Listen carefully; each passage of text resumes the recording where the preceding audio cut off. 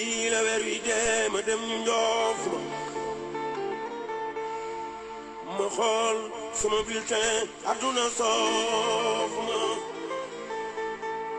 te ma naw ma lu dul benn weer yoon gis nga lool may fexe te la li des ci weer wi mbay pexe yoo mbay pexe yoo mbay pexe jàmbaar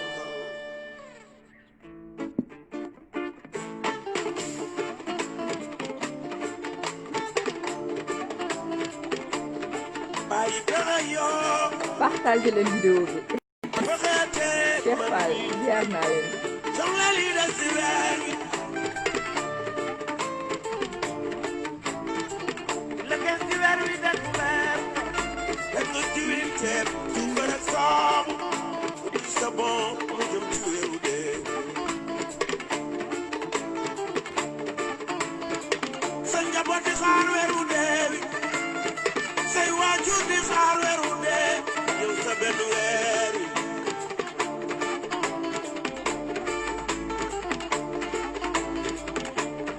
xoolal waas bi courant ba ak ndox mi ñëw ne la weer wi dee na xoolal waas bi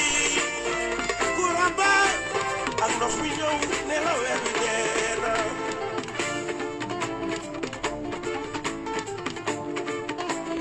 ko digaaleel mu kar la weeru dee wi ñi nga leboon ñëw ne weer wi dee na mbokk yi ñëw na weer wi dee na ma waajal kan wi weeru dee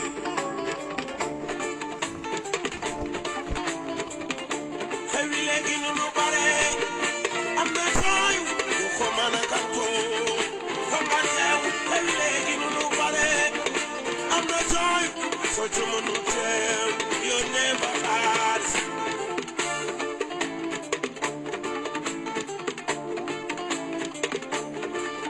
tombo mageew doo yàlla buur bi defee ba nga màgg sama doom kam ba màggee yow sama doom bul xeeb sa baay bul xeeb sa yaay booy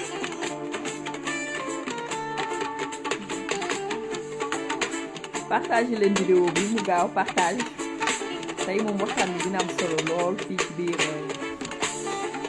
ëttu libéraux yi ak jotaayu umu ñu am ci invité bu mag je dirais l'école l'université même boo xamante ni nii nekk ci kenn doot ko présenté sur le plan politique au Sénégal mais surtout xam-xamam bi nga xam ne ni daf ko jëm màcc lool macha allah ci wàllu parlement c'est-à-dire wàllu assemblée nationale wàllu loi muy le président de loi donc ci partager les vidéos bi le maximum possible le maximum de partage afin que ñu mën a dugg ci débat bi créer li nga xamante ni mooy waxtaan wi.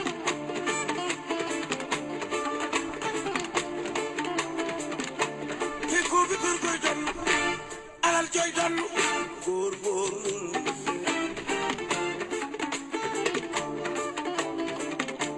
góorgóorlu doon ngor gi ak fit wi ak jom ji doom yi laa lay bàyyil góorgóorlu doon ngor gi ak fit wi ak jom ji doom yi laa lay bàyyil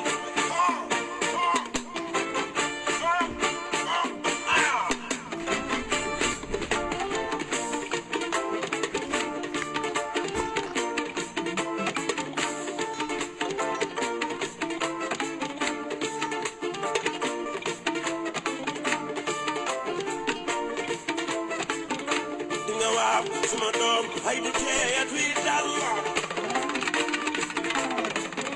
di nga waaw suma doom ay du teeyat wi dal jëli doon na benn ba tey nga jox ko njaboot ah mon grand Arona Gueye du département de Mbour jam ñaañu ñëpp nuyu nañu leen ziar nañu waa fédération département bu yëpp jiital ci suñu président de fédération le maire Daouda Niang leen ñaanal jàmm yàlla defal ñëpp jàmm au niveau de Rufisque voilà may saafu Karim Malick Fall ziar nañu waa Karim rek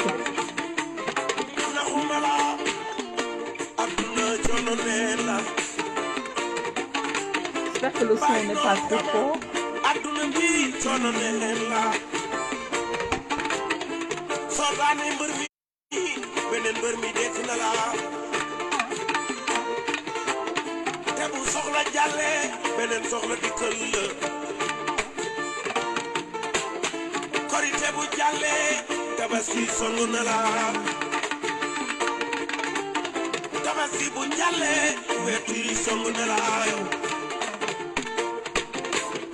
Ouverture bu jàlle tam xarit songu na la yow boo demee bay naagu beneen soxla dikkal la tam xarit bu jàlle magal songu na la yow bu magal jàlle gàmmu gi songu na la ñu may ngay la fii di ma bàyyi la fii man gàmmu gi bu jàlle 24 songu na la bu 24 bi jàlle 31 songu na la yow te bilaay nii la ñuy dundee kuy dee ba fi mébét saa yu coono jafe merci beaucoup Daouda Dieye merci Ndiaye Masek partagez leen vidéo bi largement balaa ñu mën a dugal invité bi dugg si dans le vif du sujet waxtaane ñi nga xamante ni moo ñor suñu Sénégal ñu def des lives de compétition yoo xam ne dañu koy def ngir mën a gën a waxtaane li nga xamante ne nii moom mooy suñu parti suñu réew suñu candidat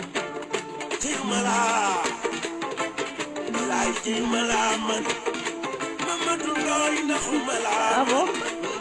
waaw man de Pape Cheikh rek puisque ñoo ñu wayal suñu hymne broy boobu góor gi dolli ñu depuis lors man daal ce sont les musiciens. Bonsoir Moussa Sow.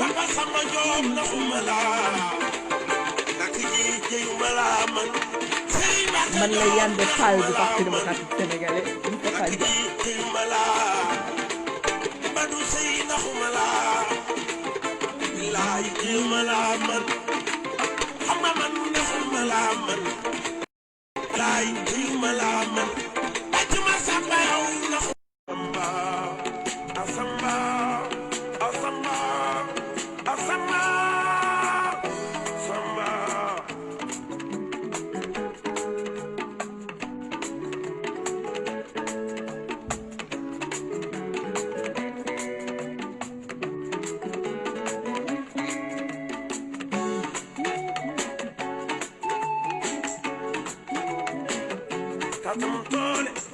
Merci El Hadj Souane.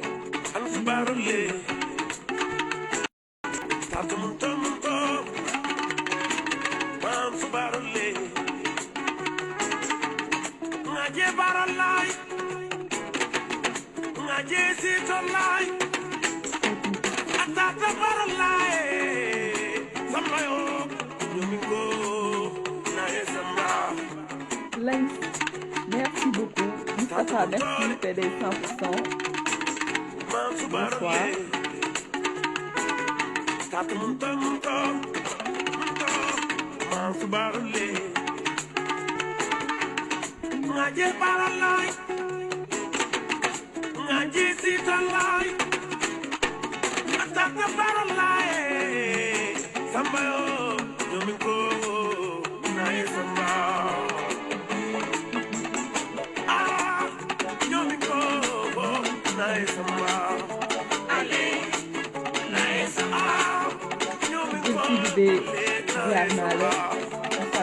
Merci pour des téléspectateurs. Partagez la vidéo, partagez maximum la vidéo.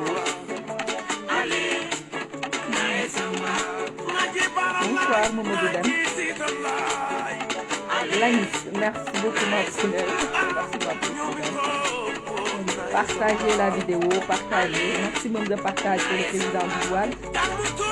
Il va intervenir aujourd'hui sur beaucoup de choses, sur l'actualité, sur cette loi votée à l'Assemblée nationale durant cette semaine.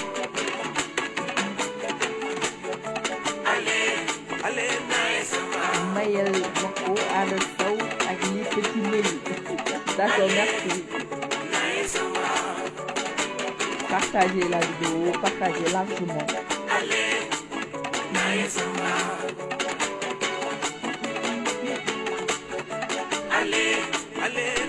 Mam Thierno Thiam, merci beaucoup.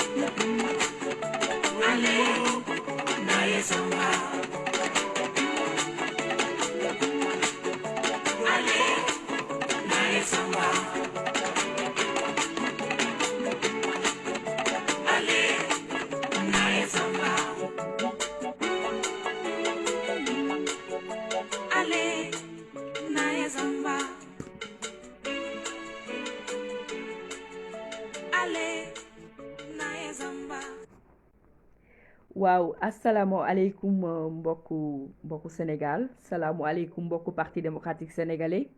salaamualeykum yéen ñi nga xam ne nii yéen a ngi nekk ci internet bi ci réseaux sociaux yi di suivre ñi nga xam ne nii mooy suñu page ëttu libéraux yi ñu leen di nuyu bu baax di leen sargal di jéggalu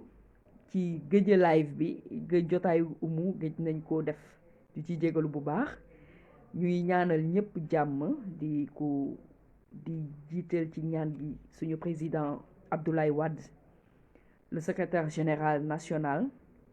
di koy nuyu di koy ziar di koy ñaanal ci at bu bees bi yàlla ñoddi ay fanam yàlla may ko jàmm yàlla may ko wérgu yaram defal ko sénégalais yépp yàlla musul ko ci mbas mi nga xam ne nii mu ngi ci àdduna bi musul ci jullit yépp ci barke Seydina Mohamed musul ci Sénégal musal ci àdduna ba nga xamante ni nii dinañu delloowaat ci suñuy cours de vie normal ñi ci toppal suñu candidat le lion Karim Meïssa Wade qui fait notre fierté. Moi je suis tellement fière damay kontaan à chaque fois quand je prononce son nom parce que c'est un lion. Karim mooy jàmbaar koo xamante ni macha allah 2012 à nos jours état bi mobilisé na force am yëpp pour di xeex benn nit mais terewul à chaque fois il est là debout combattant di xeex ngir askanam di xeex ngir jeunesse bi nga xamante ni nii ñu ngi ko topp gëm ko yaakaar ko ngir jigéen ñi nga xam ne nii ñu ngi ko topp yaakaar ko yaakaar ne tey bis bu jëlee nguur gi suñu coono suñu naqar ak lépp lu nga xamante ni nii ñu ngi koy dund actuellement dina jeex donc président ñu ngi lay nuyu ñu ngi lay ziar ñu ngi lay sargal di la ñaanal yàlla defal la jàmm yàlla defal la sutura yàlla musal la ci mbas mi nga xamante ni nii moo nekk ci àdduna musal ci ñëpp musal si juddit yëpp président wax la encore nous sommes extrêmement fiers de vous nous sommes extrêmement fiers de votre façon de combattre de cette dignité bi nga xamante ni nii moom nga àndal depuis des années de cette sincérité dans le combat bi nga xamante ni nii moom nga topp di ko dund sincérité bi nga xam ne nii ce patriotisme président ñu ngi la ci gërëm di la ci sant di la wax ni ñun ñu ngi topp ci sa ginnaaw la jeunesse di la wax ni ñun yaay suñu yaakaar di la wax ni ñun yow yaay suñu leader le candidat Karim Meïssa Wade vraiment chapeau bas donc jërëjëf tey xam naa waxtaan wi sax ci moom la ñu koy doore parce que gis nañu li nga xamante ni nii mooy message de fin d'année bi nga xamante ni nii moom bindal na ko askanu Sénégal dinañ ci jàngat bu yaatu ak sunu invité du jour nga xam ne moom mooy le président Doudou Wade surtout mu jàngatal ñu message bi nga xamante ni ni Karim Wade dans sa dignité dans sa façon de résister ci nguur gi bindal na ko li nga xamante ni nii moom mooy askanu Sénégal donc ci beneen pàcc bi aussi dinañu waxtaanee li nga xamante ni nii moom mooy cette loi que certaines personnes jugent très liberticide et d'autres anticonstitutionnelle parce que nous avons vu la lettre, cette belle lettre du professeur Jacques Mariel Zouanke bi nga xam ne ni bind na ko muy constitutionnaliste bu mag muy professeur de droit à l'université Cheikh Anta Diop de Dakar Zouanke yaakaar naa képp ku jaar faculté de droit xam nga xam-xamam képp aussi ku jaar ci école nationale d'administration muy ENA xam nga aussi xam-xamam bu màcc xam-xamam bu yaatu ci wàllu administration ak ci wàllu constitution donc mu bind texte boo xamante ni c'est extraordinaire. Moi je ne cesse de le lire à chaque fois que je me réveille je prends le texte il est là je l'ai même imprimé et je le lis la lettre de Zouanke dama koy lire parce que dafa indi lu yaatu ci li nga xamante ni nii mooy loi anticonstitutionnelle bi nga xamante ni nii voté nañu ko assemblée nationale semaine passée dinañu waxtaane aussi un peu ci financement wu parti parti au niveau du Sénégal de façon générale parce que suscité woon na benn débat donc loolu yëpp dinañu ko waxtaane ak ki nga xamante ni nii moom mooy invité du jour donc balaa ñuy dugal invité bi dañuy rappeler rek quelques points yoo xamante ni nii ci kiiwu Karim Meïssa Wade gisoon ci lettre bi nga xamante ni nii adressé na ko Sénégalais yi surtout ci côté li nga xamante ni nii rappelé na ko sur le plan de la justice parce que bu ñu fàtte ni en 2000 Karim Wade il est exilé depuis le 24 juin 2016 donc gis nañu CREI li nga xamante ni nii créé nañ ko depuis 2012 uniquement pour combattre un adversaire politique de taille bi nga xam ne nii moom mooy Karim Meïssa Wade parce que gis nañu déjà lui il dit que les magistrats qui composent la CREI ont perdu tout le sens de l'honneur aujourd'hui gis nañu mu ne la CREI c'était une juridiction d'exception réactivée en 2012 parce que CREI créé wuñu ko 2012 mais dañu ko réactiver waat c'était créé en 1981 ñu réactiver ko en 2012 exclusivement pour tenter d'anéantir politiquement le président notre candidat Karim Meïssa Wade bi nga xamante ni CREI depuis 6 ans amatul beneen dossier depuis biñ ko réactiver ba tey benn dossier lañ fa le juger foofu la yem muy dossier Karim Wade et puis c'est fini voilà donc moo tax moom mu ne dafa constater liberté publique yi nu mu yàqu au Sénégal yaakaar na en 2000 le président Abdoulaye Wade ak ñi mu àndaloon taxaw nañu xeex ba loo xamante ni yaakaaroon nañ ni c'était enraciné au Sénégal te dootu fi jóg ndax xeex bu nga xam ne ni de 74 à 2012 président Wade daf ko xeex consolider ko mooy les libertés publiques mais malheureusement on a remarqué depuis 2012 que les libertés publiques sont dégradées et le président Karim Meïssa Wade mu ngi koy wax ci message bi nga xamante ni nii mu ngi ko doon yónnee askanu Sénégal mais surtout aussi wane tamit violation droits de l'homme yi nga xamante ni nii noté nañ ko fii ci Sénégal gis nañu fi kaawu Guy Marius Sagna gis nañ fi kaawu Assane Diouf gis nañu fi kaawu Adama Gaye ñoo xamante déjà Adama Gaye lui il a été contraint à l'exil après avoir dénoncé la mauvaise gestion de nos ressources naturelles donc loolu yëpp président Karim Meïssa Wade di koy ñaawlu di ko ñaawlu surtout di ko naxarlu ci lettre bi nga xamante ni nii message de fin d'année bi nga xam ne defaloon na ko askanu fii nga askanu Sénégal mais aussi muy woote tamit à l'unité le président je pense que ça il a bien vu parce que Macky Sall depuis 2012 la seule chose bi nga xam ne nii daf koy réussir tout le temps c'est la division de l'opposition ku nekk bon am na benn opposition boo xam ne au moins il nous a ouvert les yeux sur une certaine opposition ñi nga xam ne dañu yaakaaroon ni ñun ak ñoom ñoo bokk objectif ñoo bokk combat ñoo bokk lu ñuy xeex alors que ñoom lenn rek moo leen ñoroon mooy créer seen deal pour mën a retrouver wu demain au sommet de l'État gis nañu fi le cas de Idrissa Seck gis nañu fi le cas de Omar Sarr donc Karim Meïssa Wade il appelle vraiment à s'unir pour faire face à ces dérives bientôt gis nañu dégg nañu fi introduction wu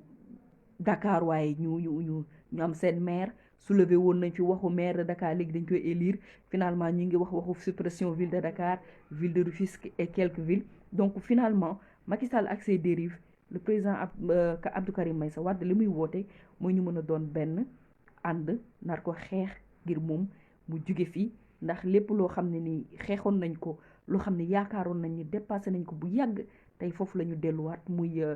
ay waxu état de droit ay waxu des problèmes de droits de l'homme donc loolu yëpp daal ñu ngi rafetlu cette belle note de notre candidat de notre leader Karim Wade bi nga xamante ni adressé na ko askanu Sénégal voilà donc aussi muy wax surtout aussi waa parti démocratique sénégalais tamit bàyyiwu leen ginnaaw surtout aussi ci notam bi nga xamante ni nii yónnee nañu ko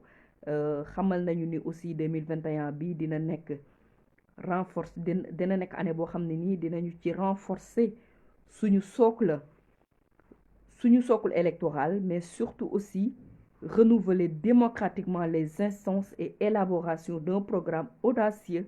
montrant que nous sommes la seule alternative sérieuse et crédible à la politique désastreuse du président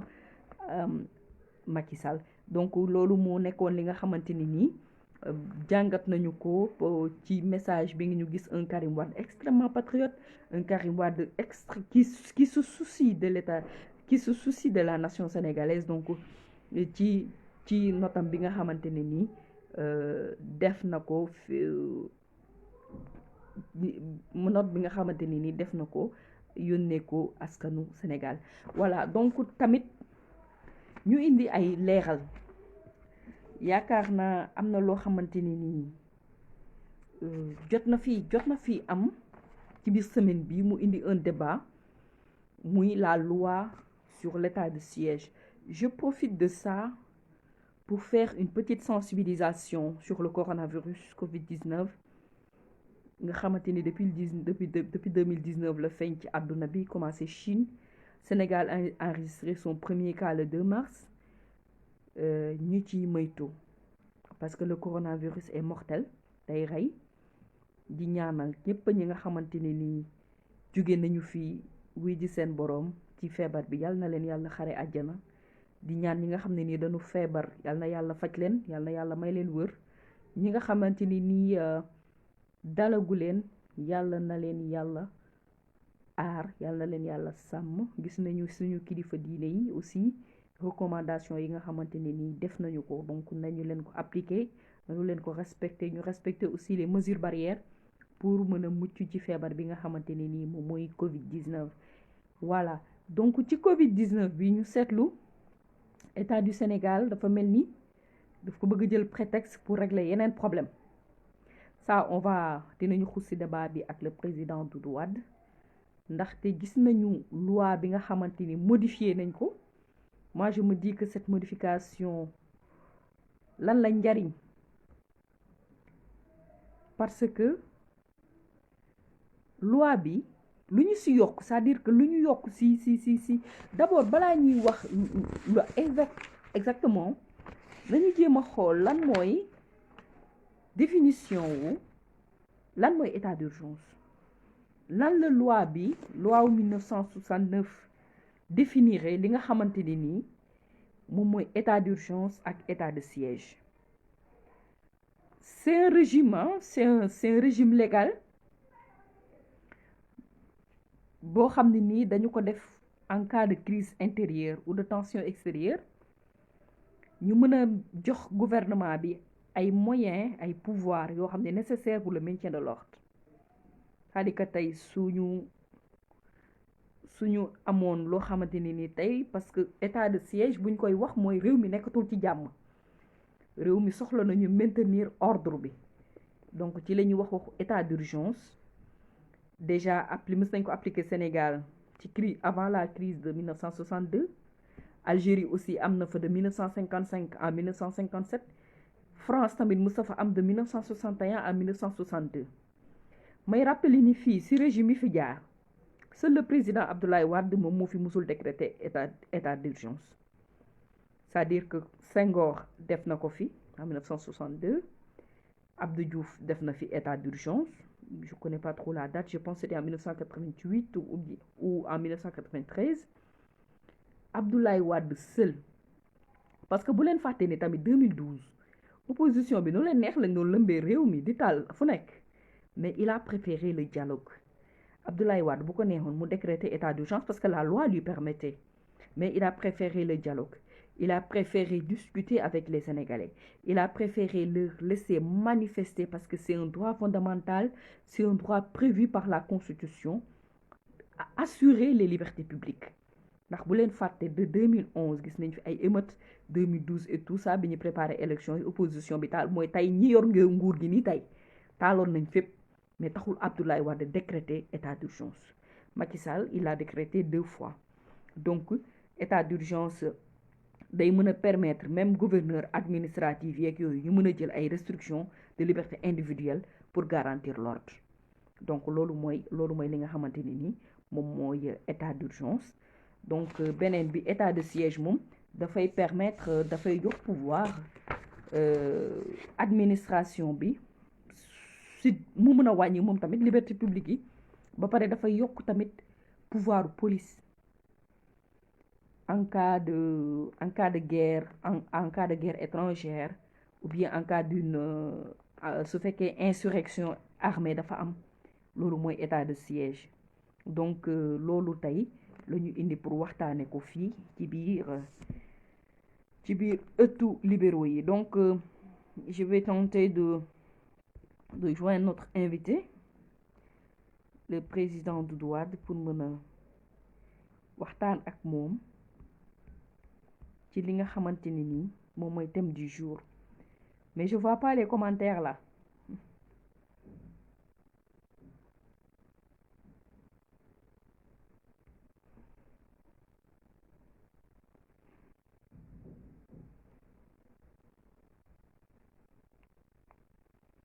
Partagez la vidéo.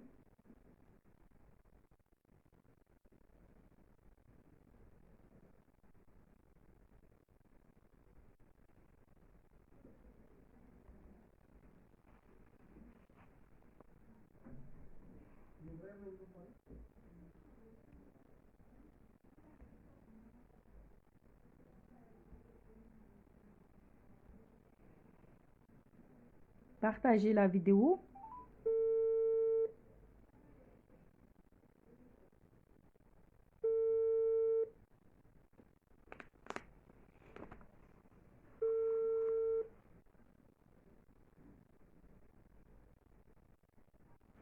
Allô? Salaamaaleykum. Waaleykum salaam président Doudou Wade. ma ngeen def. ziar nañu la. mu ngay delloo ziar. mbaa yaa ngi ci jàmm bu baax. alhamdulilah rabbi alamin. Bienvenue dans ëttu libéraux yi, yaa ngi en direct ci jotaayu umu. jotaayu umu lan moo ci am. jotaayu umu normalement chaque vendredi la war a am fii ci ëttu libéraux yi ñuy waxtaane li nga xam ne nii c'est l'actualité nationale, l'actualité politique nationale et parfois internationale, mais tey exceptionnellement dañu ko def un samedi puisque démb Ndoumbelane avec notre sœur Mame Diarra Fam dafa amoon moo tax ñu déplacé ko tey. Donc tey vous êtes l'invité. Je rappelle que vous êtes actuellement le président du collège des secrétaires généraux adjoints. Vous êtes chargé aussi de régler les conflits du parti. Vous êtes l'ancien président du groupe parlementaire du Parti démocratique sénégalais. J'espère que j'ai pas omis quelque chose. Non, c'est que maa ngi lay nuyu d'abord. C'est en français ou en wolof? En wolof. Très bien. Donc man maa ngi lay fay umu, mais dama wax ne bon ëttu libéraux yi moom yomb na trop da ngeen di woo nit ñi di leen waxloo. Non. mais rek da ngeen def comme seen waa ji. kat si. seen waa ji. waajan si. seen waa ji Jimbóor yi. waaw moom da lay compal de. waaw boo leen ma compaloon nag du ma wax il faut la compalisation. mais ñun xam nga ñun suñu leader Karim la te xam naa ne Karim moom xamul sax luy compal. waaw mais war na ko jàng nag mën na ko jàng parce que alors réew mi c'est vrai compal. Bon mais c'était pour entrer dans le débat. Ouais. Présentation bi dafa am loo ci def lu ëpp. Il y a un qualificatif que je n'ai pas. Je ne suis pas le président du secrétaire général adjoint. Ah. Non. La coordination qui se fait à partir pour dresser les rapports et rendre compte est dévolue à notre doyen Daouda Niang, maire de Rufisque. Ah, mon maire. Ouais, voilà, très bien. D'accord. Donc, man tam maa ngi am content trop di leen nuyu. di la sant. Merci beaucoup. Ñu ngi lay J'ai commencé un peu ci fi nga commencé. D'abord que le fait ngeen renvoyer waxtaan bi ngeen amoon démb. te sunu sœur Mame Diarra Fam, députée des Sénégalais de l'étranger, résidant en Italie, cette émission qu'il a faite à Ndoumbelane, avec des journalistes, des chroniqueurs et une co-débattrice, Djeki Diop. D'abord, li ngeen renvoyé séance bi. dama leen ci féliciter parce que amul kenn koo xam ne kii bu fekkee ne organisé wuñu kenn di wax fenn te ñeneen ñi dégluwuñu ko dañuy éparpiller suñu force. Ça ne sert à rien de multiplier en une seule heure beaucoup de messages qui passent par nos dirigeants, nos militants et les autres cadres du parti et même les responsables du parti et les militants du parti. dafay am moment boo xam ne dama ragal ne écoute bi dañ ko war a ci kenn moo tax démb bi ngeen ma ko waxee man maa leen wax ne renvoyer leen ko ngeen def ko tard parce que Mame Diarra Fam dafay wax dans une époque, dans une période où kàddoom dafa am importance d'abord ci assemblée bi mu jógee ci position yi mu jël ak position yi groupe bi jël ak position yi nga xam ne ay député ñoo ko jël mais aussi ak d'autres députés yoo xam ne ci seen ay position ñoom de prise de parole dafa complété wul par seen acte de vote parce que député dañ ko teg pour muy voter loi bi mais balaa muy voter loi bi dina ko expliquer ses positions xalaat lu mu ci xalaat mais dafa mel ni rek nga téye benn rédaction nga ne très a compris le sujet très belle organisation du texte sans faute, esprit critique, connaît le sujet, ponctuation sans faute d'orthographe, va prendre 2 sur 20. Dama àndul. Waaw loi bi boo ko critiquer da ngay finir par rejeter ko rek mbaa nga abstenir. Boo ko approuver da nga ko war a adopter. Donc Mame Diarra dañ ko soxloon ci boobu moment pour mu expliquer cette chose. Mais ensuite expliquer ce qui s'est passé dans le groupe parce que nous ne sommes pas censés le comprendre. Mais ensuite, par ricochet, on l'a interrogé sur li nga xam ne mooy position en tant que membre du conseil d'administration de l'aéroport Blaise Diagne. nga xam ne man defoon naa ci génn defoon naa ci benn sortie sur Moustapha Niasse. Il avait tout faux à la sortie parce que amuñ ci droit. Il a encore transgressé les règles de l'Assemblée et les dispositions du règlement intérieur. Mame Diarra indi na ci ay wax yi nag man am na lu ma ci seede ñu passé ci leneen. Man xam naa ne ay membres du conseil d'administration wax nañu baa ñu bind baa ñu jëf ne Mame Diarra saagawu fa kenn xaw ma leneen lu mu def de mais saaga bi ko Moustapha Niasse bind moom wax moom am na ñu nekk ci conseil d'administration bi te bokk ñu moom parti xaw ma ban parti la ñu bokk intéressé wu ma mais seede nañu ne saagawul. D'accord. Donc maa ngi koy féliciter di ko wax ne day continuer noonu nit doo bañ ko la weddi mais da ngay bañ ñu yeey la ak ñoom dëgg ci yow. Maintenant je suis à vous ba xam léegi lan la ñuy waxtaane. Voilà. Président, merci beaucoup si ñuy féliciter encore notre maman, notre sœur Mame Diarra Fam mi nga xam ne nii démb teewaloon askan wi foofu ca Sen TV. Donc président tey lu ñu bëggoon a waxtaanee dafa yaatu bëggoon nañu waxtaanee actualité mais de façon très synthétique actualité bi parce que dafa yaatu mais lu ñu ci man li ma bëggoon ñu gën a njëkk a jàngat mooy kàddu yi nga xamante ni mooy lettre bi nga xamante ni nii président Abdou Karim Meïssa Wade bind na ko askanu Sénégal le 1er janvier lors du 31 décembre pour souhaiter leen bonne et heureuse année mais surtout ñu gis ci ay critique yoo xamante ni nii defaat na ko ci à l'endroit du président Macky Sall et de son gouvernement. Bon, noo si jàngatee lettre sunu frère Karim Wade bi nga xam ne moom la ñu yónnee ci ni mu ko tànne def na ko ci 31 décembre bi 31 décembre bi moom ci boppam moo jël initiative daal di bind benn lettre bu mu adressé Sénégalais yi pour wax situation bi Sénégal nekk ak période de pandémie bi ak li nga xam ne noonu la gisee réew mi mais fàttali aussi li gën a am important situation bi mu nekk te Macky Sall teg ko pour la seule et simple raison que moom Macky Sall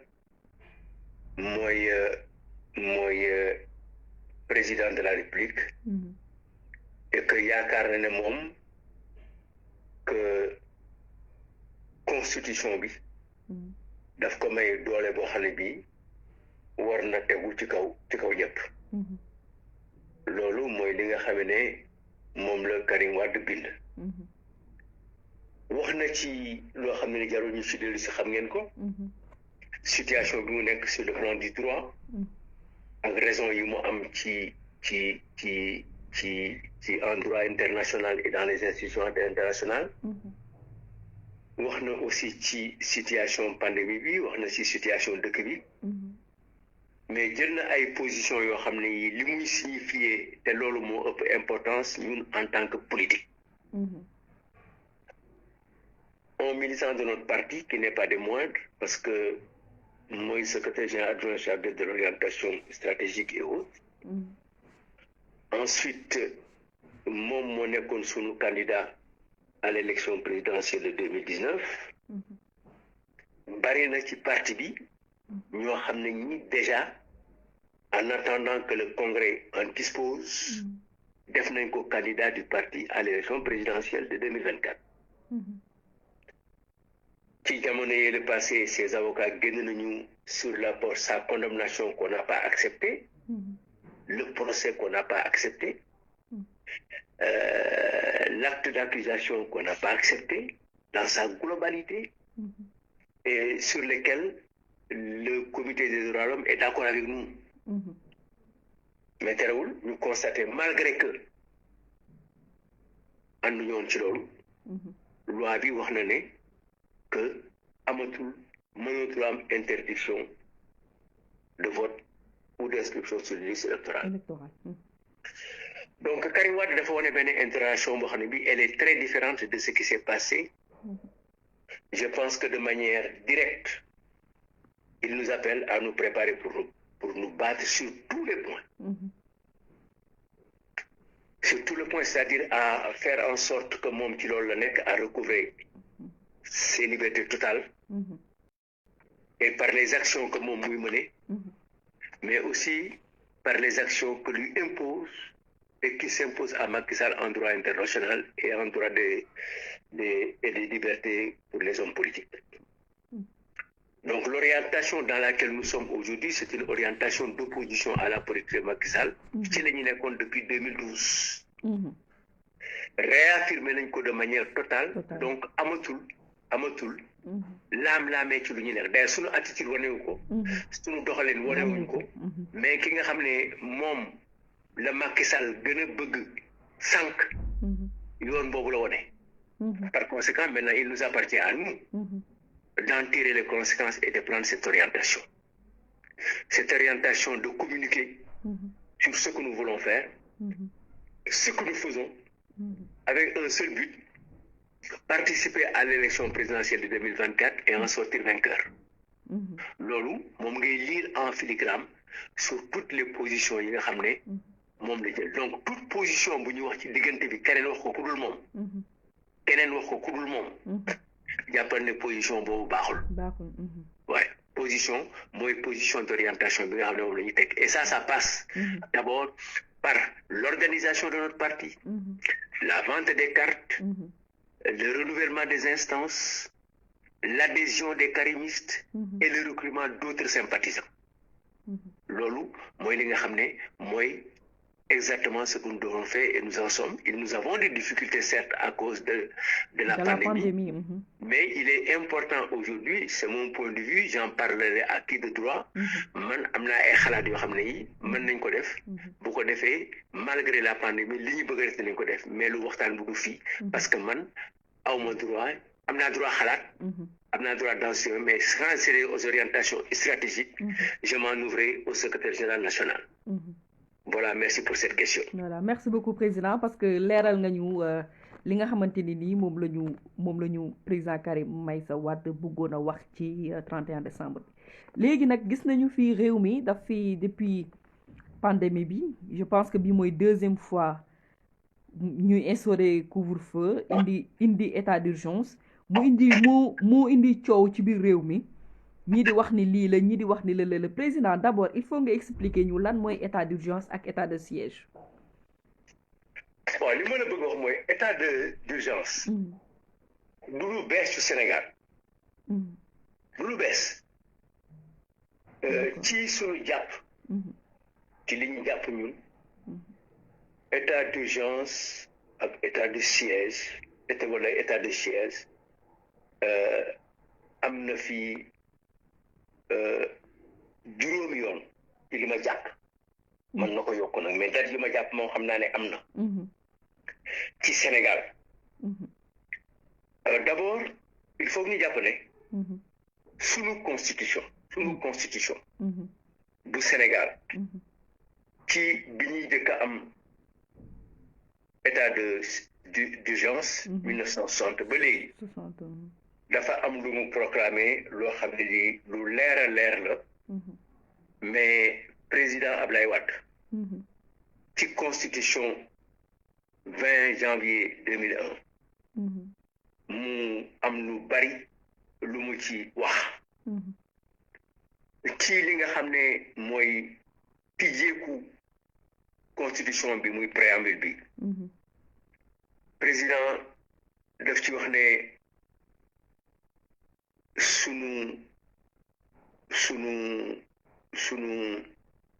sunu réew Sénégal dafa nekk réew boo xam ne bii d'abord dafa bëgg nag ñu nekk Union africaine mais ci li ñuy wax ni ci li ñuy xam ne moo ñu indi tey dañu wax ne que ci sunu constitution bi ñun dañu bokk dañu tënku ci déclaration des droits de l'homme et du citoyen dañu tënku ci déclaration universelle des droits de l'homme dañu tënku ci convention bi nga xam ne moo relative aux enfants dañu tënku ci li nga xam ne dafa am lu contraire ànduñu ci discrimination à l'égard des femmes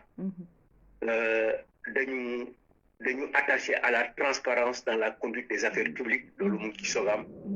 te aussi dañuy lutter pour la paix et la fraternité en Afrique donc liberté yi nga xam ne mooy liberté yëpp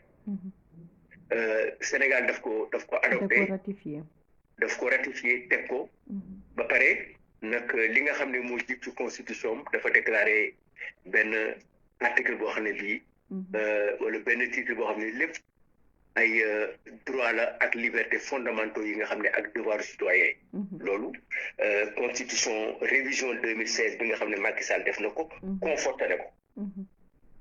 donc bu fekkee ne dañu nekk ci liberté ñëpp dañu am liberté parce que liberté mooy principe bi dina tollu jamono yoo xam ne yi nit du mën a libre pour def li ko neex maanaam bu ñu nekkoon ci guerre wala ñu attaqué ñu wala ay terroristes ñëw ci dëkk bi envahir ko wala ñu nekk ci benn yàlla tere ko moom tremblement de terre wala ñu xeex ak benn voisin ci suñu dëkk yi xeexu Mauritanie bi par exemple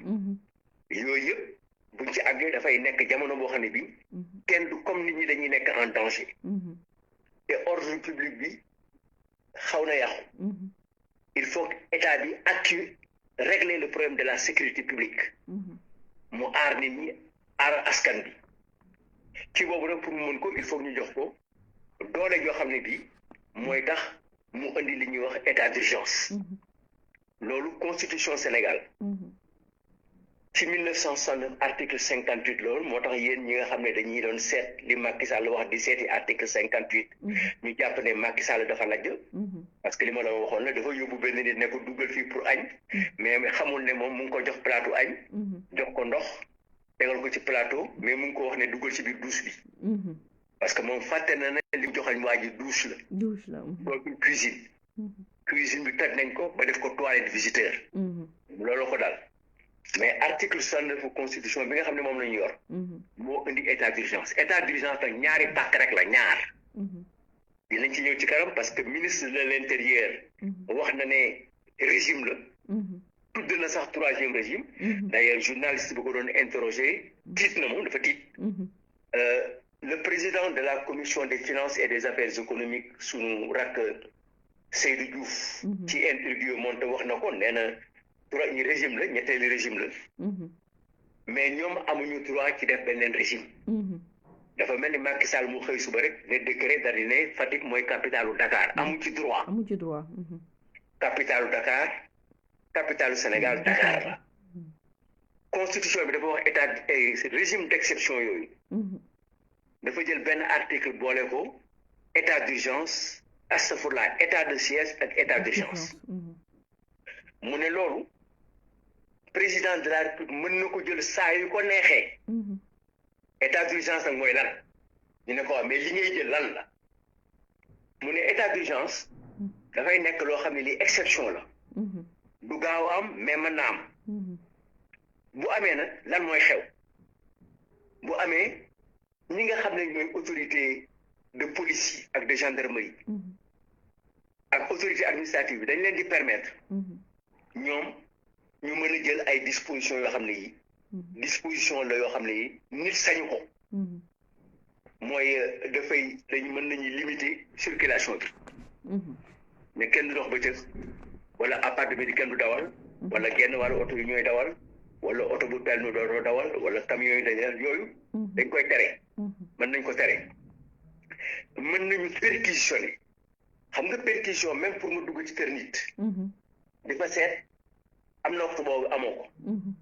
mais ci état d'urgence dañuy permettre police muy perquisitionner saa yu ko neexee alors que en temps normal à partir de 21 heures duñ ko def mais dañuy mën nañu wax sax ne comme yow da ngay jógee Kaolack di ñëw Dakar te tu es dangereux dañ lay interdire doo dugg Dakar wala doo dugg Kaolack dañuy am ay possibilité à réduire le droit de séjour bu leen neexee ñu ne comme tu es dangereux du droit du ko dangereux la nañ ko assigner à résidence 30 jours yi di ñëw yooyu Macky Sall wax amoo droit génn sa buntu kër liberté dem ak dikk ñu ne tey si fan yi kenn amul droit dem kenn amul droit dikk même ñi war a entreprendre dem jaay dem créer di société dem nangam am na possibilité réduire ko am na possibilité réduire les réunions ñu ne diw bul génn ci sa kër am nañ ci possibilité bu ñu la soxla nekk sa kër soxlaay seen néeg ak say oto am nañu droit réquisitionner ko jël ko utiliser ko état d'urgence te kon musiba la am nañu droit ci contrôler prix yi fixer ko dina am jamono ci état d'urgence bu fekkee ne lekk dafa xaw a jaxe ñoom ñuy dugg ne jaay leen ceeb bi mais par kilo ngay jaay kenn du jaay keneen boo jëlee sa dañuy joxe ay bon man am yoon may na leen ko loolu yëpp nag moom la ñu may président de la république pour mu jël du tàggoo mu jël def ko xam nga loolu mooy am nga droit de vie et de mort xam nga yàlla mooy yónni malaaka yu muuti muy rey mais yàlla fixé na ko ay date dafa fixé ni ay jour moom bàyyiwuñ ko rek pour xool benn nit rek ne neexuma naa ko rey déedéet moo lay wan ne donc loolu moo tax ki nga xam ne moo defar constitution bi teg ko fukki fan ak ñaar mu bañ a yàgg waaw mu bañ a yàgg parce que dafa nekk doole boo xam ne bii mënul yàq la nekk ci loxo nit nit ku nite laa wax waxatuma la nag bu nekkee ci loxo nit ku nitewu nit moo tax ñu teg ko ci fukki fan ak ñaar mais bu fekkee ne li tax ñu ko def tamit il faut ñu wax ko dafay fekk réew mi nekk ci jafe-jafe bu rëy boo xam ne bii il faut nga protéger nit ñi ba duñu gaañu duñu yàqule duñu leen rey moo tax ñu jox ko fukki fan bu fekkee ne nag loolu dafa dëkk te dañul ñu ne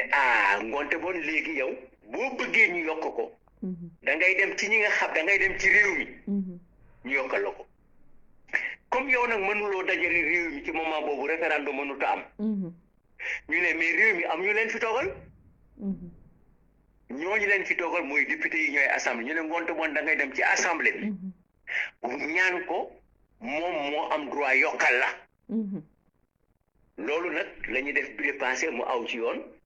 def décret créer état d'urgence mais bi mu laata dem ci assemblée bi pour ñaan prorogation ay la yéwén jéem na dajale réew mi ñëpp waxtaan ak ñoom ba ñu nangul ko mu am état d'urgence su 3 mois loolu mooy li nga xam ne mooy état d'urgence bi donc loolu mooy li nga xam ne moom la yoon teg waaw loolu la état d'urgence am loolu la nangu état d'urgence nag moo wax ne am na Sénégal plusieurs fois waay maa ngi koy rappelé sànq ba ni seul le président Wade moom moo ko fi musul def waaw très bien parce que 1960 dañu nekkoon ci benn situation avec le Mali dans la fédération du Mali ci la ñuy tàggoo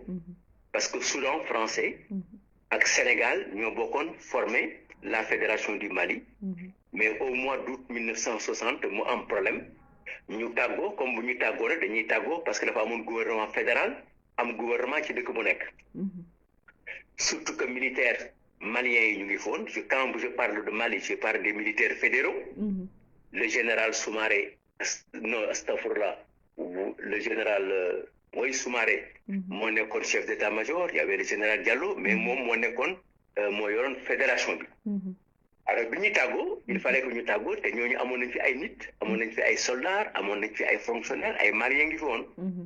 alors ci boobu jamono d'ailleurs la ñu jël benn état d'urgence maliens ñibbi bari woon nañu Thiès bari woon nañ Dakar cité chemin de fer nekkoon nañ ci yoonu saxaar bi donc maliens yi dem am na sax ñoo xam ne ci moment boobu génn nañ leen ñu dem fekk duñu woon malien ay sénégalais la woon parce qu'ils étaient des Traoré ils étaient des Conté ou autres mais boobu temps noonu la gars yi def ñu départ donc loolu mooy première affaire bi ci des 1963 dañuy jóge ci coup d'état Mamadou Dia mu am coow loo xam ne lii affrontement bi taxawoon na parce que gendarme yi ñoo ñëw dugg ci biir assemblée nationale bi tas réunion député yi en plénière daal di jàpp ay député yóbbu leen kaso ñu nekk ci benn situation bu grave mu am pratiquement une partie de l'armée était divisée ba mu jur li mu jur ñu jóge fa donc c'était le 17 décembre le 4 janvier 1963 ñu teg beneen état d'urgence 1968 la avec la grève de mai 68 et ensuite les événements qu'il y a eu à Dakar yu bari 88 avec les élections 89 avec la Mauritanie et en 2020 Macky Sall entre 2020 et 2021 def na fi ñaari état d'urgence raar na sax nga gis ci ñaari at nit def état d'urgence defaat ko mais ay situation exceptionnelle am na feneen état d'urgence am parce que état d'urgence en tout cas ci ñun ñi nga xam ne francophone yi xam nañ ko mu ngi commencé sur la guerre d'Algérie oui en 1955 je pense voilà amoon na ay assassinats yu bari taxoon nañu rétablir état d'urgence mais boo seetlee en France état d'urgence ci tëpp yëpp dafa doon nekk dans les colonies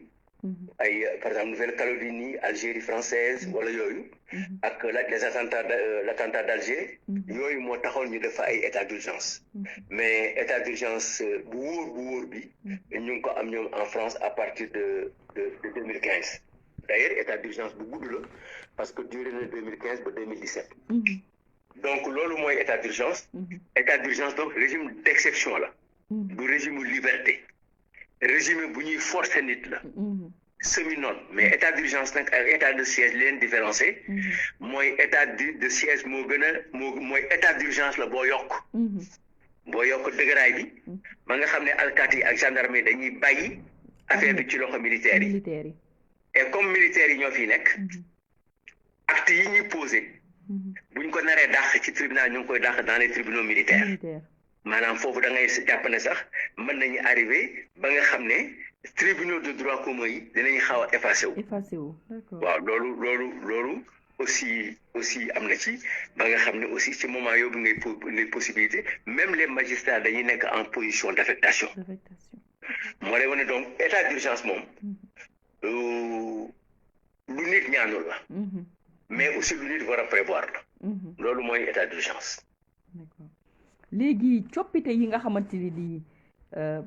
puisque c'est une loi qui existe déjà loo xam ne ni suñu constitution prévoir na ko léegi coppite yi nga xam ne ni président Macky Sall demandé na ko à ce que ñu def ko assemblée nationale yan coppite la ak lan moo waral mu selon vous mu indi coppite yu mel noonu.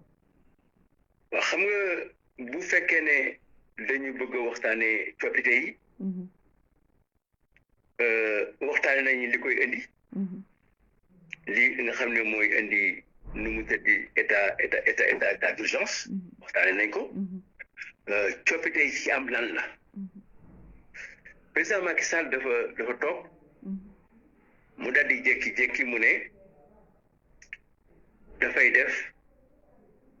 état d'urgence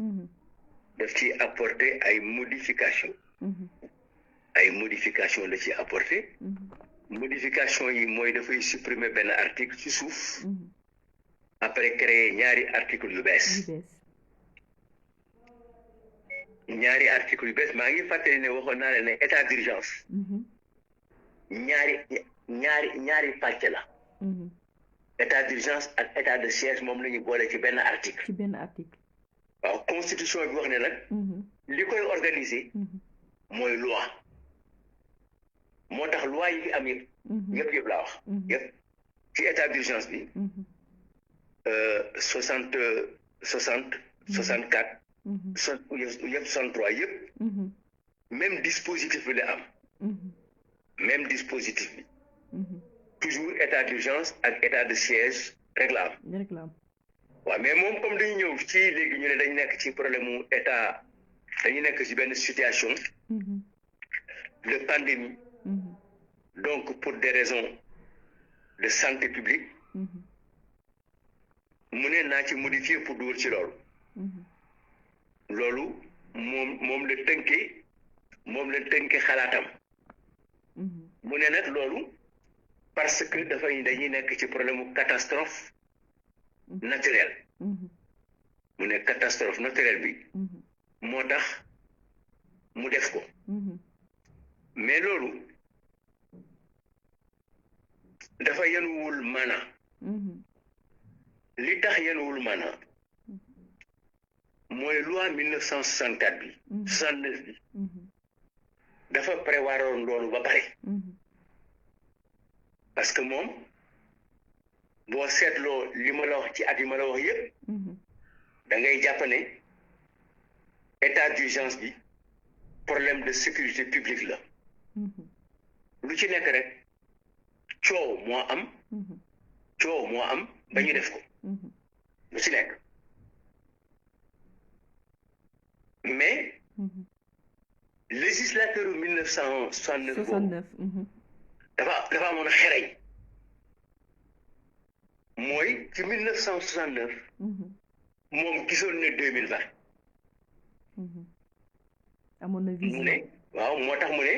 bi mu ci préparé yooyu ba pare moom dafa wax ne moom législateur boobu dafa wax ne ci loi bi li tax ñu war ko def problème mu sécurité publique bi bokk na ci mais bokk na ci bu fekkee ne ci suñu réew am na calamité naturelle catastrophe naturelle la ak loo ko mën a tekkee ci séeréer ak saraxule di nga jàpp ne calamité naturelle moo ko ëpp doole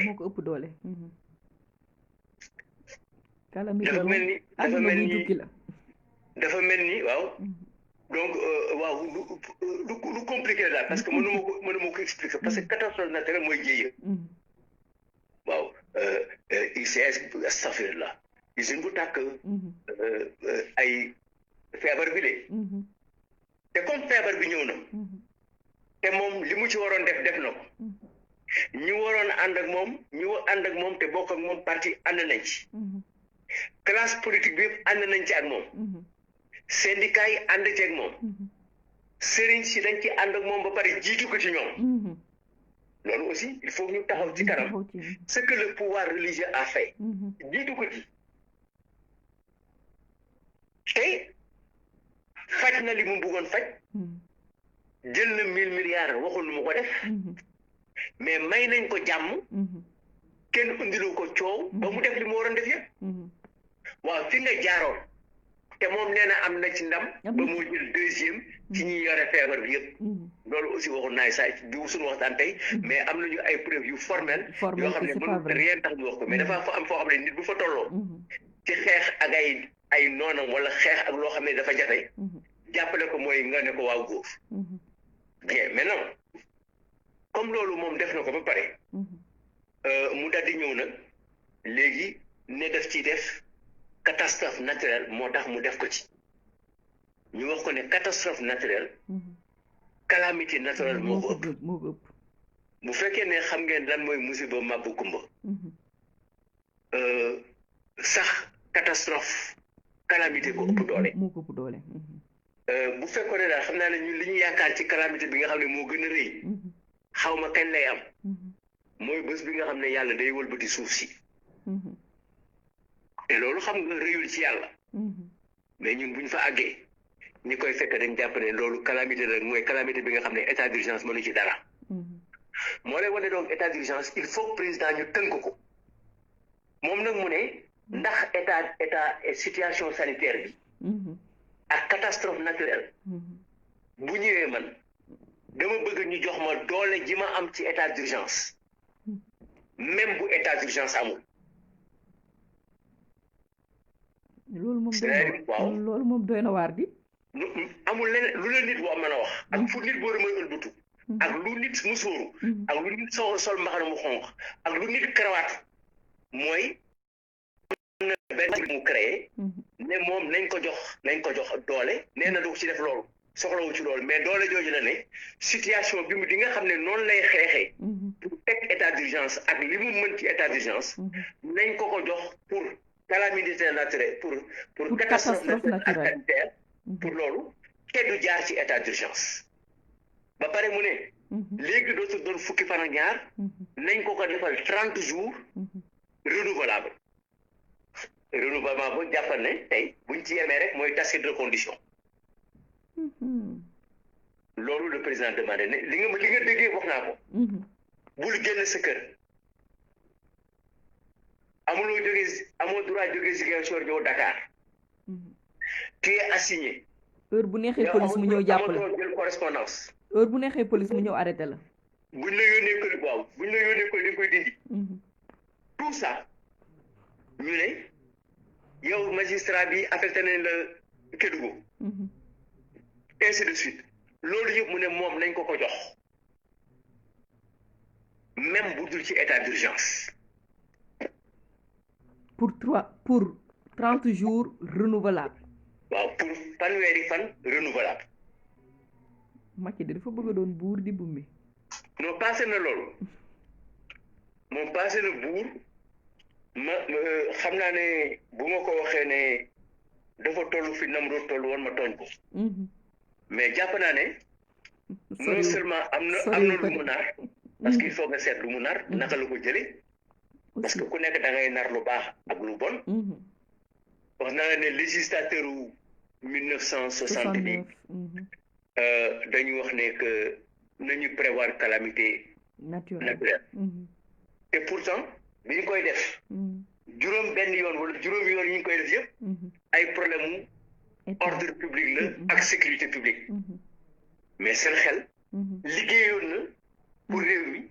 liggéey pour am jàmm liggéey pour bu safaan ñëwee naka lañ koy dogalee mais moom dafa liggéey pour boppam waaw naka lay def ba mu mën a xëy suba gendarme bu nekk mu teg ci dugg nit kër nit dootu leen dem ci rajo dootu leen wax amatu leen droit réunion amatu leen droit politique amu leen naan nanga amu leen nanga képp koo xam ne kii wala def noonu rek mu def la noonu loolu mooy modification yi mu indi ci loi bi man nag ma yokk ci benn affaire ne ay la yowén moom bu fekkee ne ñaari weer la soxla te bu ma ñaanee ñett dañ ko may yow bi nga ñaanee ñett dañ la ko may te kenn tegu ci baat bi nga ne dama soxla ñu jox ma habilitation ak état d'urgence kenn ne wala am dañ la ne dama ci poste bi nga jël waaw mais ki nga laaj ñetti weer ci poosam mu ne la demal jël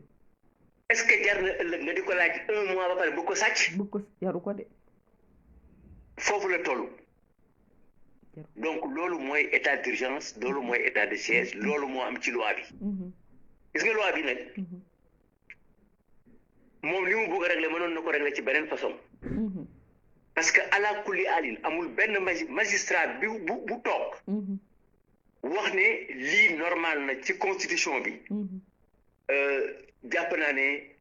du ma xeeb sa jàng de mais buñ la fayul xaw ma naka la nit di jàngale parce que am na loo xam ne nag gars yi wax nañ def nañ ko fi bu ñu demee ci lycée dootuñu ko jàngale de donc loolu jàpp naa la moom bu fekkoon ne dafa bëggoon li mu bëggoon mais déclaré ne état d'urgence mais na dem assemblée demander 3 mois na dem assemblée demander 6 mois wala mu dem assemblée demander état d'urgence ba 2024 bu ko defee dina ko am parce que assemblée bi am na moyen pour voter ko état d'urgence amul prorogation bi amul app France nekk nañu pendant 2 ans pratiquement ci état d'urgence état d'urgence sanitaire bi muy woote nag am na France léegi mais maa ngi lay yëgal ne en décembre 2019 amu fa woon mais situation Covid bi moo ko indi situation Covid bi war na mën a tax suñu assemblée réfléchir parce que daf ñu réfléchir. D'ailleurs maa ngi préciser que le professeur Zouanke même dans son texte il précise que Macky Sall inspiration bi ci loi française bu 2020 bi la ko non bu 2019 la ko 2024 waaw bu 2024 bi la ko jëlee. bu 2021 bi. bu 2021 bi jaar na assemblée nationale. après jaar Sénat ñu taxawal ko mais dafa am benn bu rëy bu ci nekk. président commission loi bi defe naa moo wax ne. mënuñu nangu loi bi pour jël suñu ay liberté yëpp. di ko dénk préfet. si situation bi sans mu leer suñu bopp. mais ñooñu am nañu ay député yi. comme ni ñu ko amee. mais yenn saa yi député yi li leen manqué. te am na ci assemblée yi fi am yëpp de 1900 et maintenant am nañu ay moyens pour def li ñuy def li ñu war a def te ñu bëgg ko ñoom am nañu ay moyens pour def ko mais li leen manqué mooy le courage pour le faire ñëpp na nga wax donc par conséquent moom mënoon na créer état loi bu bees pour d'abord expliquer ñu lan mooy état d'urgence sanitaire d'abord lan mooy catastrophe sanitaire parce que catastrophe sanitaire kenn xamul lan la waaw concept yooyu nga xam ne dañ koy bàyyi ci constitution te kenn mënu ko tekki kenn mënu ko wax haute trahison yow xamoo tax lan mooy trahison bay xam haute trahison yooyu yëpp lu suñu constitutionnel si war a bind mais bindaat ko ci suñu aada ak suñu gis-gis ak suñu wax pour que ñu mën a am suñu constitution waaw donc loolu état d'urgence sanitaire boobu bu fekkoon ne dafa defar loi wax lan mooy état d'urgence sanitaire naka lañ koy gisee naka lañ koy àttee pour ne mu ngi nii naka lañ koy xàmmee buñ ko xàmmee naka lañ koy defee bu ñu koy def kan moo ciy jiitu parce que ba léegi état d'urgence bi nga xam ne moom la ñu état d'urgence sanitaire jàppal ne ministre de l'intérieur lañ ci déglu waaw mais état d'urgence sanitaire buñ koy installé waaw ana li ñuy wax comme ci yeneen dëkk le comité scientifique nga xam ne moom obligatoirement day tunda te président moo koy nommé nga xam ne docteur yi gën a rëy en épidémiologie ñi gën a ay vaccin nangam ñooñu ñëpp la ñuy daje pour loolu ñooñu anañu kenn déggu leen de waaw non parce que moom moo bëggul loolu état d'urgence sanitaire noonu lañ koy tegee dañ koy teg ci ay anam yu leer nga xam ne lii ministère de l'intérieur moo koy jël ci li nga xam ne mooy waru garam mais li ci des ministère de la santé moo koy jël ci waru garam mais loolu yëpp ñu boole ko ci supervision wu benn comité boo xam ne bi di comité scientifique ñi nga xam ne ñoom la ñu am ñu gën a xereñ ci réew mi ñu ànd ci loolu donc moom la président waroon def mais parce que loolu du jubluwaayam loolu du bëgg-bëggam président li ko intéressé simplement mooy 2024 et dama ragal bugguma njort boobu wax ci moom mais dafa mel ni dafa bëgg profiter ci situation sanitaire bi ñu nekk pour jëm fi ñu jëm te situation sanitaire bi ñu nekk ay la yéwén nit ñi dimbale nañ ko ci bu baax bu méttee métti bu baax a baax yaa ngi doon rappeler kilifa diine yi nga xam ne nii déjà gis nañu xalif général des Mourides bu yëkkati moom moo njëkk a yëkkati alalam 200 millions def ko ci force Covid bi xam nga Sénégal dafa xaw a jafe dañuy bëgg dara te duñu ko gëm wala ñu gëm ko mel ni bëgguñu ko wala ñu bëgg ko pare réel ko di ko suufantal ci bu seen àdduna xawee neex bu jafee ñu jublu ci mais l'autorité religieuse laa lay wax ne li ñuy jël ci Covid bii muy l'église muy jullit yi wàccoo nañu ak moom bu yàgg moom nag est-ce que la waroon ci ñoom def na ko wala defu ko gëwma ko man gëwma ko de jël nañu ay dispositions seeni kër distanciation yi ni ko sëriñ bi réglé ci biir jàkka yi te ñu gis ko ak ni ñuy réglé jumaa yi jumaa ji def ay 1000 et quelques personnes nga jël 30 personnes yu nekk fa réglé loolu bu ko Macky Sall réglé woon ci ngénte yi muy dem ak dëj ak anniversaire yi muy organisé moonte ñu xam ne moom ci sëriñ bi aw na fa mais awu fa bu fekkee ne ba pare sëñ mu daal boole ci làmb ci poosam joxe boole si dimbali askan wi ceeb maa ngi koy fàttaliku sëñ Babacar Sy Mansour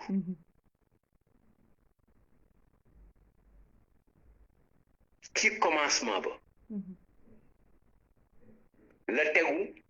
ci yoon wi mu tànn conformé wu à la tradition islamique ci enseignement yi nga xam ne jàng na ko comme mbas mi ñëw na mu téye boppam téye njabootam te saa yu dajeek ñoom nag wax ak moom aussi ñoom wax bu gàtt mais bu gàtt boo xam ne bii buy demander réflexion la parce que nit du wax rek nga ne nangam ak nangam déedéet dafa wax ci télévision bi mu ne ministre de la santé wax leen nit ñi dëgg dites la vérité président ñëw quelque temps après mu ne ko wax leen nit ñi dëgg yëpp dites toute la vérité entre bu njëkk bi ak bu mujj bi escalier la mu jël décision yi mu jël boole ci nag si situation bi ñu nekk nii mu yëkkati kàddu nag jël benn yoon boo xam ne bi dafay dajale jullit yi ci ay moment particulier ci ay recueillement ku nekk toog jàpp sa bopp jublu ci yàlla pour un temps won ko sa bopp won ko sa suufaay yëkkati ko moom pour mu dimbali ci li nga xam ne moo am loolu aussi dama ko ci sant bu baax a baax man personnellement mais jàpp ne ñun jógewuñu woon ci yoon boobu parce que ba mu commencé li mu def nii non seulement xalaatoon nañ ko mais aussi wax nañu ko foofu la mën a yem par conséquent président loolu dafa mel ni Sénégal yëpp moom ñu bari moom la ñu jàpp ñi ànd ak moom jàpp am na ñu ko ci jàppul am na ñu ko jàpp aussi xam ko mais duñu ko wax am na yoo xam ne xam nañ ne lii normalul mais duñ ci taxaw am na ñoo xam ne ci biir assemblée bi taxaw nañ ci wax nañ ci parce que loolu noonu la ñuy gisee président de la noonu la ñuy gisee buur noonu la ñuy gisee kilifa dañuy ragal wax ko ne yaakaar naa ne nangam waaw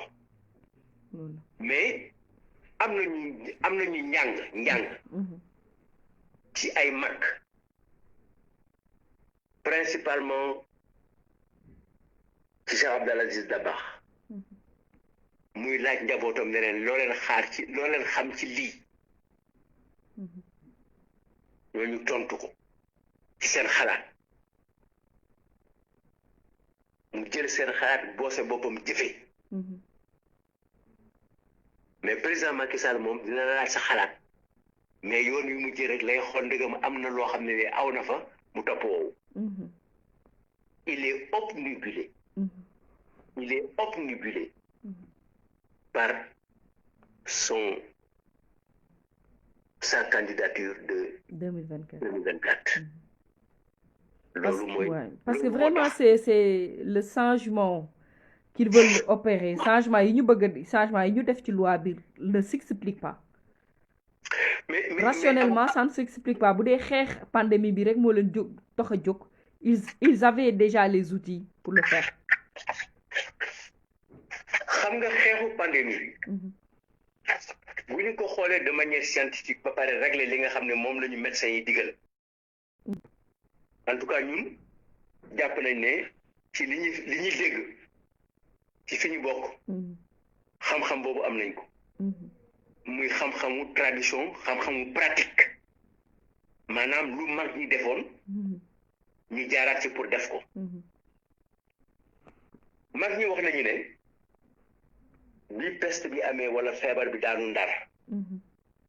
taalibe yi ne dañuy dem ñàkku ji Seydi Hadji Malick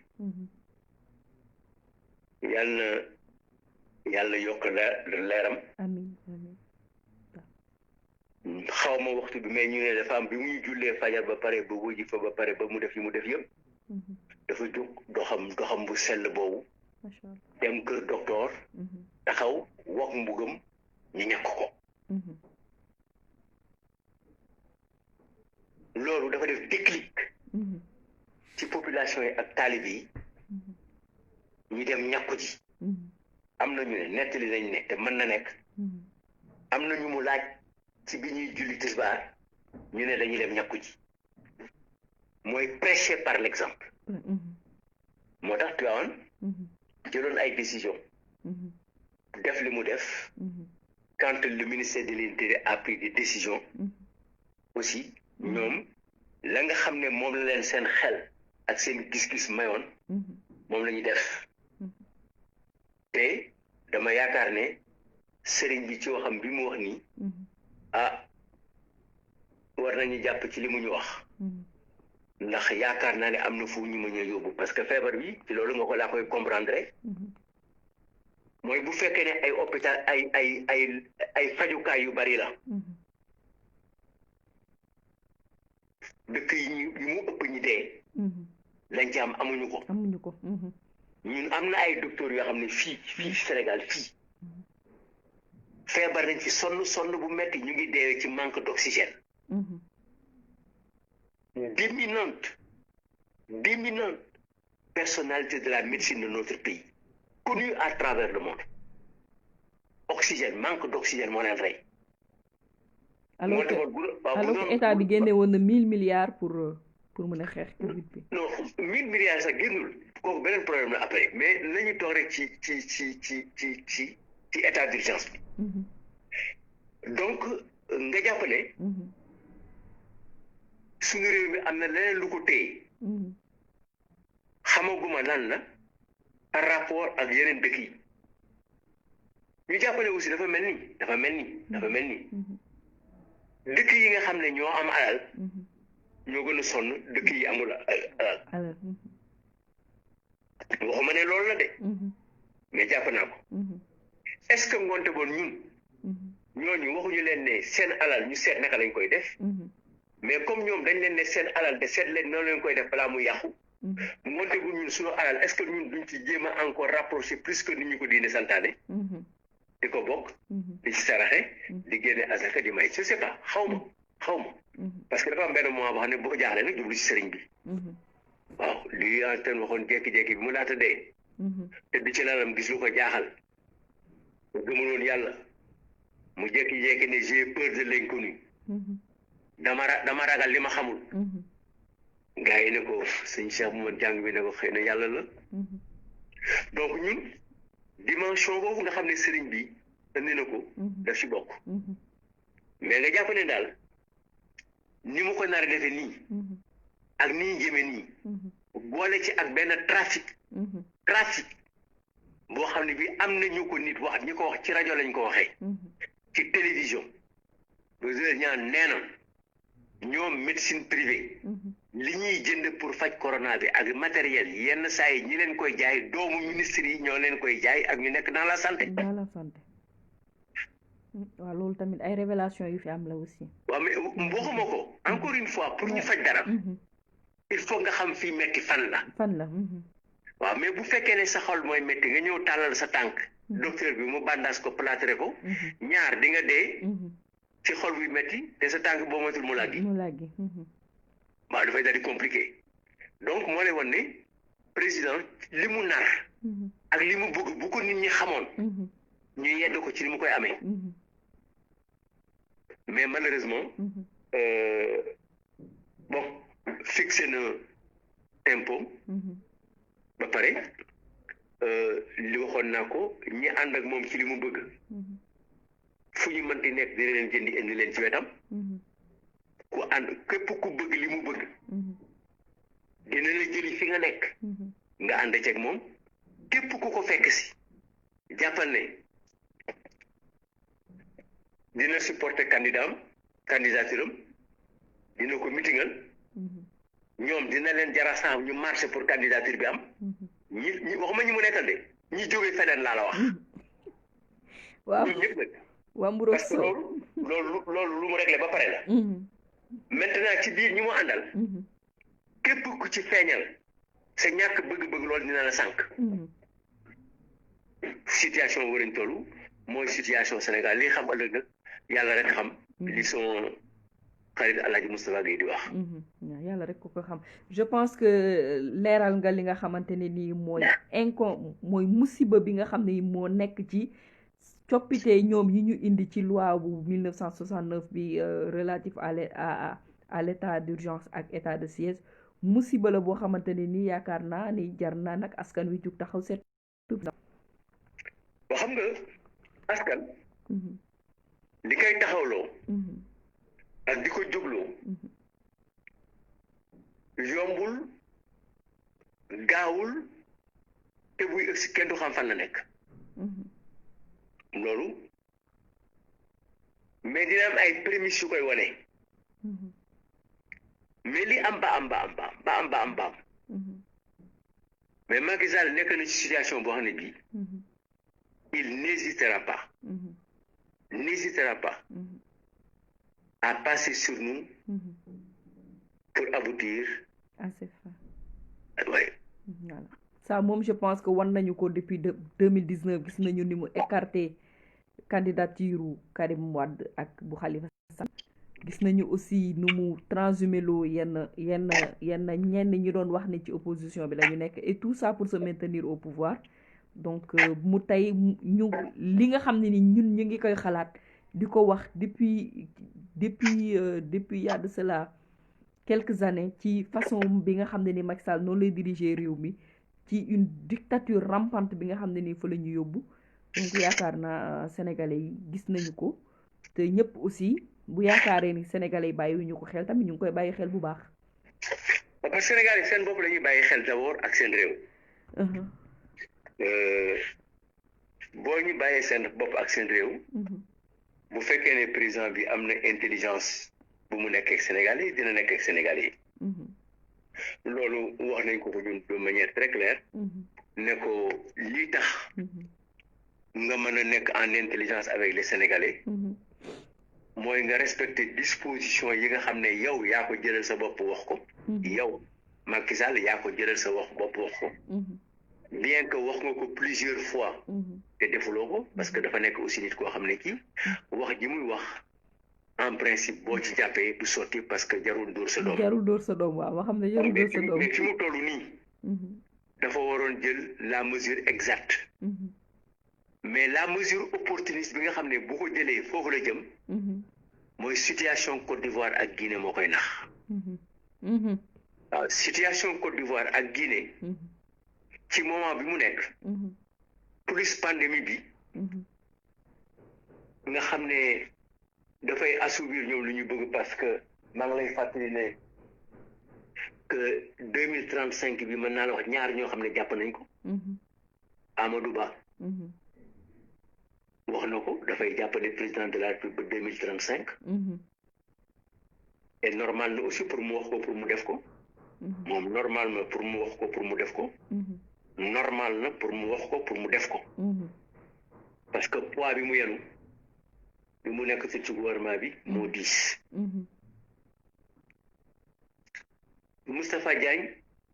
direction de la formation et de la communication. moom dafa wax ne comme Macky Sall defoon na 7 ans dafa war a defaat 7 ans. maanaam ngonte boon na jeex 2026. loolu yëpp ci télévision la maanaam naar yu ndaw yi nekk ci berkele yi. ci berkele yi loolu la ñuy wax ñoom loolu la ñuy génne. alors moom mu ngi ci situation boobu. situation bi mën na ko réussir. mën na ko bañ a réussir. en tout cas pour mu réussir ko. dina am un coût. il y a un prix à payer. prix à payer boobu pour mu amoindrir ko ba nga xam ne soulèvement bi du bari.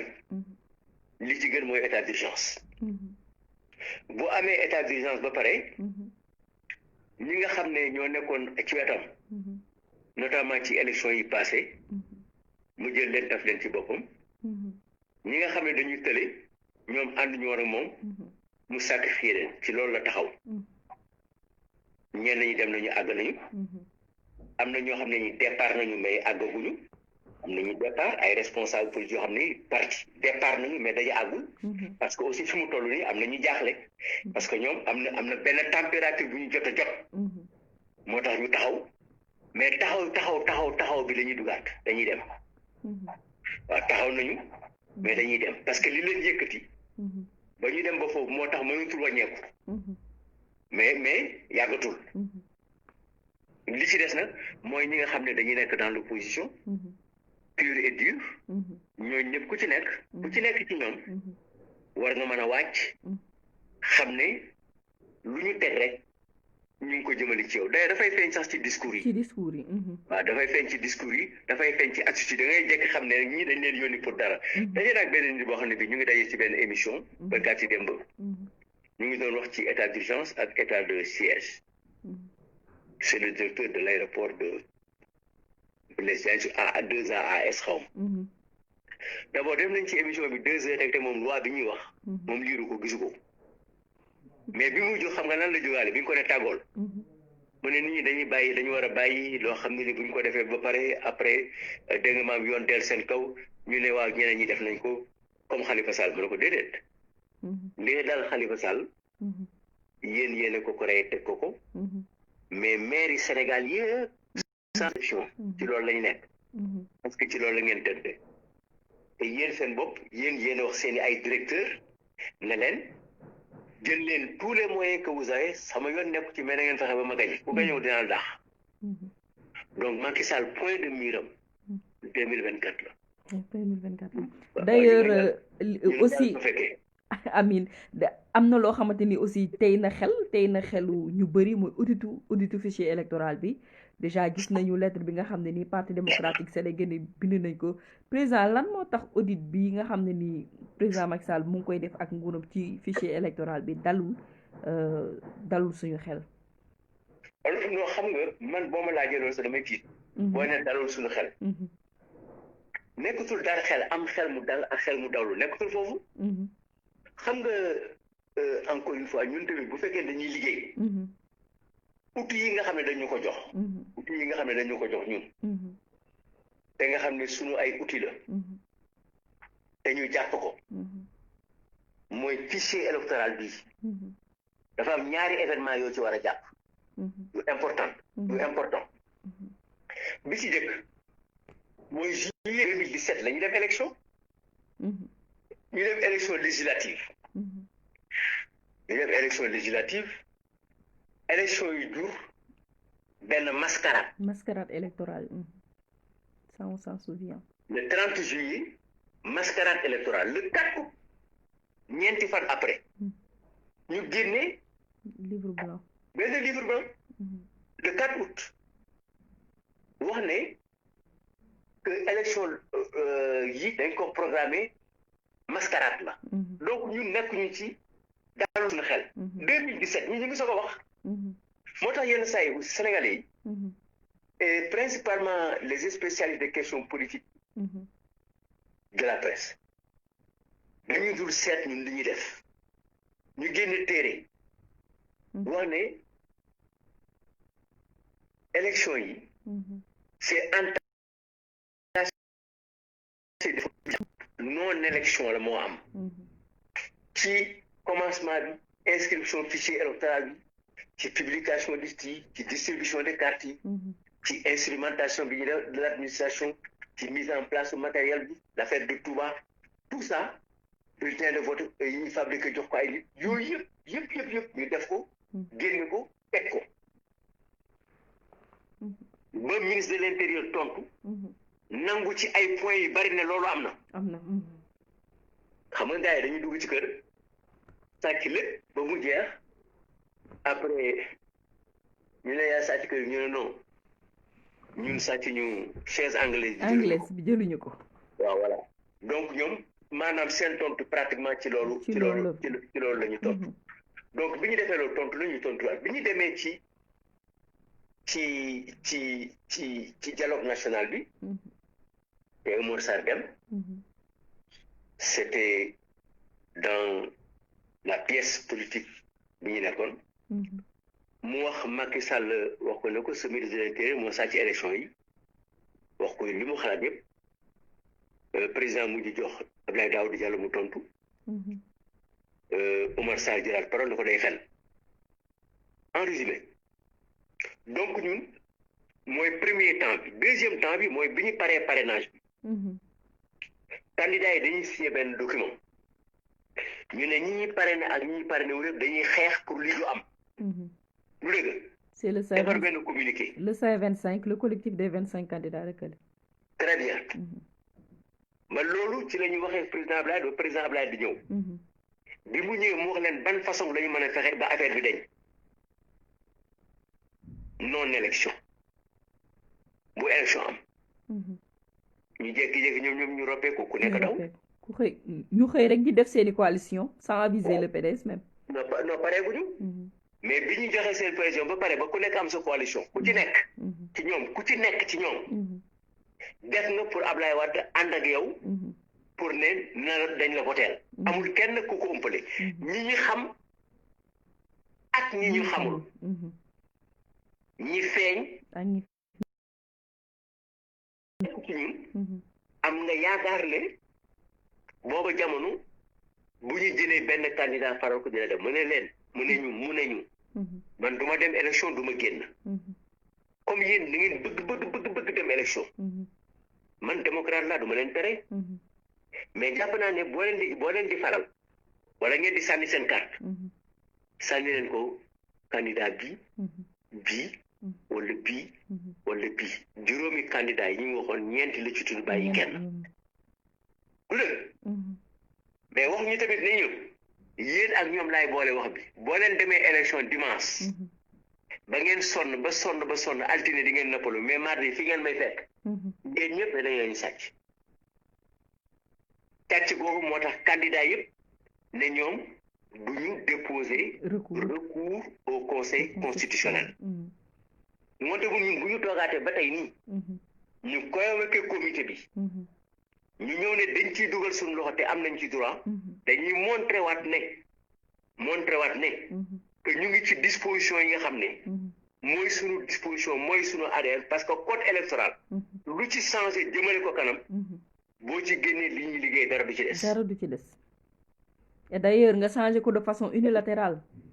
waaw parce que code 93 moom dañ ko changé complètement d'ailleurs dañ daan wax naan le code de vu le code de 92 petit parasamata ñaay nangam wax nangam mais bi dañu changé totalement la loi bi dañuy refondre beneen loi bu bees boobu ñu refondre moo indi situation bi nga xam ne moo am ba léegi maintenant au parti politique de regarder naka lañ koy régler mais bu fekkee ne dañu war a dem avec leur ego ensuite ak benn ku ci nekk ci ñun bu amee prétention ne moo ëpp moromam doole wala moo xew ku ko def di nga jël sa loxo dugal sa bët lu leer laa lay wax j'ai déjà dit et plusieurs fois situation yi ñu nekk nii Sénégal bi ñu nekk nii ma di ko dund man gëm naa ne rien absolument rien ne peut se faire sans le PDS loolu mooy sama gëm-gëm mën naa jum nag loolu moo dégg nag yàlla mën na dogaleen mais dama ne dans la situation actuelle rien ne peut se faire sans le PDS donc il y a un minimum de points de convergence yoo xam ne yi buñ ci taxawee dans une direction stratégique bu ñuy teg yooyu combat yi dañ koy gagner te combat yooyu mooy l'essentiel de la démocratie dans notre pays parce que munoo dem aussi match de football xamoo les règles au préalable nga ñëw jouru football bi ñu ne la kay football non processus électoral bi dafa war a leer ñun ñëpp ñu surveiller ko ba mu leer avant ñu dem élection xam nga du sax processus électoral rek de xam nga adduna bi dafa am lu bari yu yéen nit te fay am d'abord dañu am problème avec les observateurs du élection yi dañu am problème avec les magistrats yi yore juridiction électorale yi ci Afrique dama lay wax loolu dama tiit dama am njaaxle ba léegi kenn waxuma lan la waxuma ne lii la mais dama ne président de la République dafa prêter serment ci kanamu adduna bi yëpp comme d'habitude ñu gunge ko mu dugg ci otoom mooy am depuis 1960 mooy am toujours rentrée des cours et tribunaux mooy am feneen noonu bi mu duggee ci otoom ba pare dafa ne ñu nekkal mu ne la bool moom ñu woo président conseil constitutionnel mu dugg ci oto bi ñu ànd dem ñu xool di seetaan ñii di bulot ñii di carte ñii di lire ñii di jouer damier ñii di jàng alxuraan ñii di xool ay xasaayid jékki-jékki ñu woon leen ñu àgg bi ñu àggee ñu ànd ñoom ñaar dugg kenn gisatu leen ñu génnaat dem waaye jël otom dem muy un fait inédit pour man inédit ouais je me rappelle de cet acte mais ma ne ñi la xew donc diggante bi ñu paree ak foofu am na lu xelam dem bon xëy na aussi li mu doon takk jabar ji la bon mu woo ko ñu dem xëy na mais ma jàpp nag ñaari yëf wax na ko wala mu jox ko waaw ko woowul xam nga wonte boon dafay daal di am ay problème ci sunu organisation ci ñi nga xam ne dañu war a nekk ay jàmbur ci élection yi lii ak lii rek mooy seen métier ñooñu bu ñu demee ba confronté wu ba jaxasoo comme mburu ak soow politique yi opposition bi parti politique yi jékki-jékki nekk mburu ak soow ak moom ñeneen ñi nekk mbiskit ak meew ak moom dafay daal di compliqué nga am ay élection yoo xam ne di nga ci am sa xel mu dal muy ñaar ñetteel bi mooy que élection léegi ci Afrique danga koy waajal comme ni ko Conakry waajalee ak ni ko Côte d'Ivoire waajalee te loolu la def uti ay armam uti ay pétaaram uti ay yëfam li ma la ko waxee ñi àndul ak moom mu fexe ba ñu ànd ak ñoom ak problème bu am bu ñu am mu fajal leen ko waaye ñi ànd ak moom ñenn ñi mu poussé leen ñee ñu génn ñenn ñi mu dàq leen toroxal leen ñenn ñi mu teg leen fitna donc noonu la yaakaaree gagné élection yi moom loolu la ko tegee mais nag li yàlla di dogal ñun xamaguñu ko nañu def li ñu war a def allahuma yàlla rek a xam incha allah li nga xamante ne nii yaakaar naa ñëpp dégg nañ ko war nañu mooy tey fexe parce que tey c'est des questions yoo xam ne nii au Sénégal man yaakaaru naa ne romb nañu ko et que dootuñu si mës a dellu si mooy des questions d'organisation d'élection c'est un grand recul malheureusement boo xamante ne nii ñu ngi koy dund ci suñu wàllu démocratie parce que sànq maa ngi koy wax ni am na foo xam ne nii Sénégal ñun bi ñuy bàyyi nguur gi en 2012 musuñu woon xalaat ni dinañu delloowaat ci jamono yooyu noonu ay jamono 88 ay jamono 93 tey loolu la ñu nekkaat di dund fii nii ci suñu démocratie président dinañ aborder ak yow un dernier point parce que presque def nañu léegi ñu def 2 heures de temps de live macha allah waxtaan bi dafa neex ba nga xam ne nii yëguñu sax temps bi muy le financement des partis politiques yi nga xamante ni nii jotoon na fi indi benn coow ci semaine yi ni ñu génn ci benn ci ministère de le ministre de l'intérieur produire benn communiqué boo xam ne nii dafa ni waa Pastef yi nga xam ne nii ñoo nag ñoom ñoo bokk opposition bi su ngeen arrêté wul seen collecte de fonds yi mën naa dissoudre seen parti donc loolu loi boobu noonu est-ce que mën nga ñu ko expliquer ci lu gàtt président. xam nga loolu ci lu gàtt. dafa am ay évolution yu bari.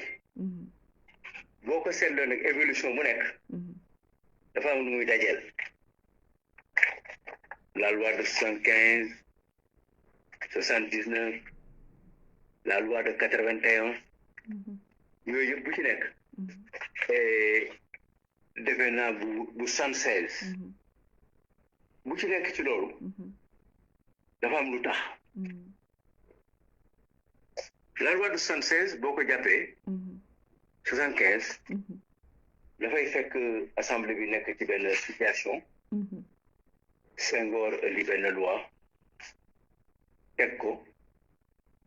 parce que 75 pour fàtte ne le PDS venait de naître. Oui, un an juste. waaw donc da ngay collé loolu. ci la jël ay décision yu bari. ñu confirmer loi 64 bi. pour jël ay garanties contre les partis et les groupements politiques yi nekk à la solde de l'étranger. À la solde de l'étranger boo ko déggee. très souvent ci moment boobu. on parlait beaucoup plus des partis de gauche et du PDS qui venaient de naître. 64 loolu la woon. étranger yi solde de l'étranger boo ko déggee impérialiste colonialiste. tanga et Russie ainsi de suite. alors loolu dafa ñu doon wax ne que le 31 janvier weer bu nekk. at bu nekk dañuy déposer le compte financier. yi nga xam ne dafa war a apparaître. pour wax parti bi fan la jëlee li mu yor et sous peine de dissolution. loolu le texte bi préparé woon donc parti politique bu nekk loolu la waroon a def sinon ñu décider ko mooy wane sa compte faire apparaître que le parti ne bénéficie d'aucun subside de l'étranger ou d'étrangers établis au Sénégal dina am ñaari modification ci diggante bi benn bi aussi d'étrangers établis au Sénégal benn bi ñu ne directement benn bi ñu yokkaat ci directement et indirectement mais loolu yëpp boo ko jàppee il faut nga dax 81 il faut nga àgg 89 parce que en 89 ce qui s'est passé c'est parce que dañuy jógee ci élection 88 mu jur li mu jur le PDS a fait ces élections-là avec une stratégie boo xam ne bii jaaxaloon na Abdou Diouf d'abord xam nga nit ku tiit ba pare amuloo fit da ngay daal di xaw a jaaxle surtout boo yoree arme te arme bi nga yor da nga ko yor ak yëkkati ko mu enrayé ba ñu mel ni dafa xaw a yàqu dañ ci wax ne que parti politique yi d'abord dañ ko ubbi pour Sénégalais yi da nga jàpp loolu d'accord da nga jàpp ne dañ ko ubbi pour Sénégalais yi te ñoom ci ñoom la ñuy jëlee xaalis ci Sénégalais yi. ci Sénégalais yi rek la ñu mën a jëlee xaalis. waaw parce que dañu ne parti politique c'est ouvert aux Sénégalais dañuy tere sax parti politique boo xam ni dafa am ay étranger wala nangam wala nangam wala nangam dañuy tere bu parti politique bu am buy affilié à une race boo xam ne biir dafa nekk régionaliste yëpp dañ koy tere. donc Sénégalais yi rek ñoo am dugg ci parti bi ñu ne parti bi moo ne nu muy doxee. ñu ne dañuy jënd carte de membre.